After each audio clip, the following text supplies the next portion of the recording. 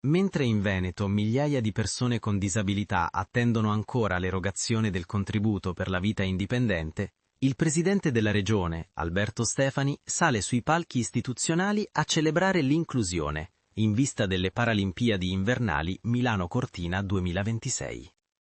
È qui che nasce l'indigestione, perché le parole sono solenni, altisonanti, piene di retorica sportiva, inclusione, legacy, crescita sociale.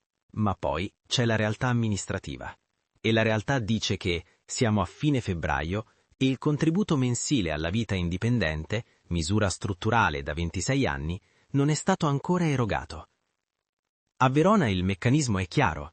L'ULSS 9 Scaligera liquida a febbraio la mensilità di gennaio. È una prassi consolidata, eppure, ancora una volta, il silenzio. Si può parlare di inclusione olimpica quando non si garantisce la continuità di un diritto quotidiano? Si può esibire la bandiera paralimpica mentre si lascia nell'incertezza chi deve pagare l'assistente personale? Le Paralimpiadi sono un evento straordinario, ma durano qualche settimana. La vita indipendente dura 12 mesi l'anno, tutti gli anni. Non è una cerimonia, è una contabilità domestica, stipendi, contratti, responsabilità. Non è una passerella, è una struttura di libertà. L'inclusione vera non si misura nei comunicati stampa, ma nei flussi di cassa, non nelle medaglie, ma nei mandati di pagamento.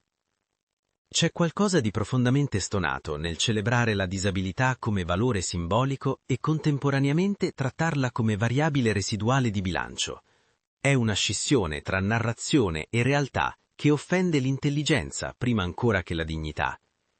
Chi vive di vita indipendente non chiede applausi, chiede puntualità. Non chiede eventi, chiede certezza. Non chiede retorica, chiede rispetto amministrativo. L'inclusione non è uno slogan olimpico, è un bonifico che arriva quando deve arrivare.